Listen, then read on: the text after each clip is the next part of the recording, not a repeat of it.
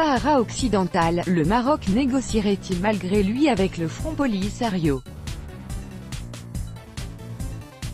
Prenant en compte le plan d'autonomie du Sahara occidental défendu par Rabat, l'envoyé spécial du secrétaire général de l'ONU pour le Sahara occidental aurait proposé dans ce cadre l'idée d'une constituante sahraoui. En vue des prochaines négociations, le Maroc contraint au face-à-face avec le Polisario prévu par Köhler, a écrit le site d'information marocain Le Desk, le 14 août, affirmant que, selon des sources bien informées, Horst Köhler, l'envoyé spécial du secrétaire général de l'ONU pour le Sahara occidental, serait en passe de proposer l'idée d'une constituante sahraoui, comme un juste milieu entre les positions adoptées par le Maroc et le Front Polisario.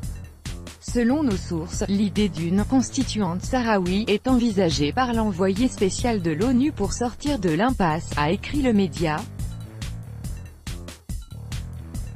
Elle permettrait de légitimer un choix de synthèse entre le principe d'autodétermination sur lequel s'arc-boute le Polisario et l'option d'autonomie défendue par Rabat, a-t-il ajouté.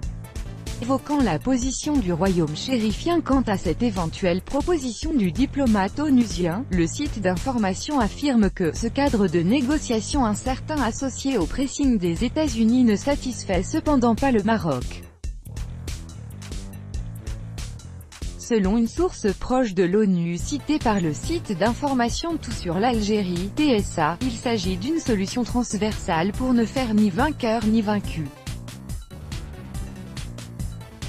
Le plan prendrait en charge le principe d'une large autonomie, sur la base des Länder allemands, négociés et garantis par les Nations Unies, et le principe de l'autodétermination sous la forme d'un référendum pour valider l'accord politique obtenu, a-t-elle précisé. Expliquant la démarche qui serait probablement adoptée dans la concrétisation de ce plan, la même source a indiqué que la première étape serait l'autonomie telle que prévue par le plan Baker, mais sur une période plus longue, avec la poursuite des négociations, puis enfin l'organisation d'un référendum de validation d'un accord politique, ainsi que des arrangements concrets pour consolider sécurité et intégration régionale. S'exprimant sur les atouts dont disposerait le Maroc dans une éventuelle négociation directe avec le Front Polisario et dont il serait question de cette idée de constituante sahraoui, le site d'information marocain Yabil a estimé que la marge de manœuvre de Rabat semble réduite, au moment où elle est étroitement surveillée par un certain John Bolton, le conseiller à la sécurité nationale de Donald Trump, NDLR.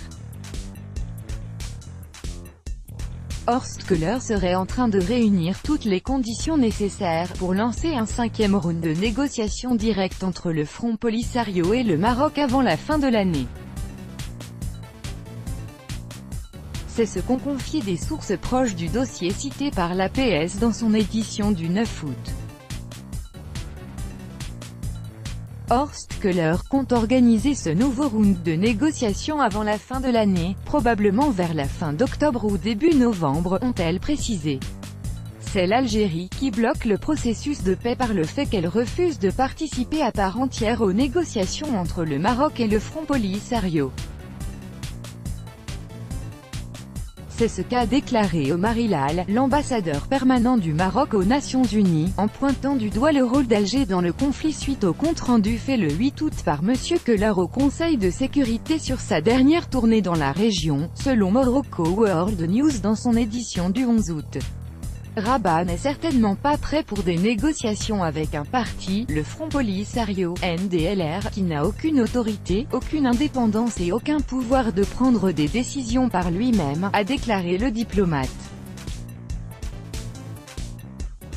Nous ne voulons pas perdre de temps, nous avons été francs avec l'envoyé de l'ONU en insistant sur le fait que l'Algérie doit prendre part aux prochaines négociations, a affirmé l'ambassadeur.